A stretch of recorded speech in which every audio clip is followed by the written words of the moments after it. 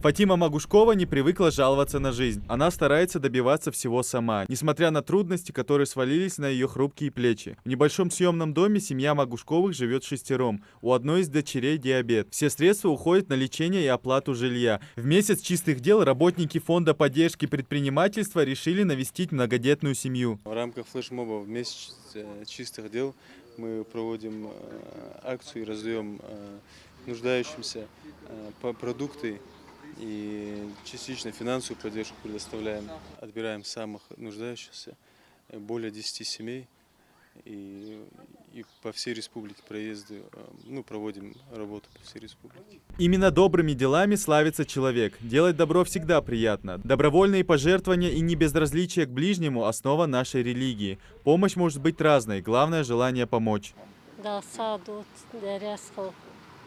Фонд предпринимателей Хамдин. Акчы продукты же сунчалын халырца умах да саду чезня беркту ашмалёдыч.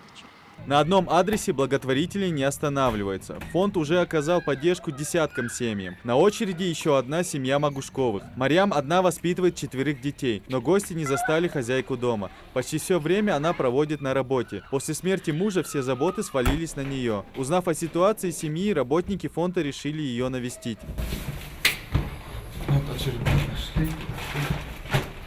К флешмобу «Месяц чистых дел» может присоединиться любой желающий. Суть акции очень проста. Совершать как можно больше богоугодных дел, неважно словом или делом. Идрис Ижиев, Магомед Белакиев, Новости 24.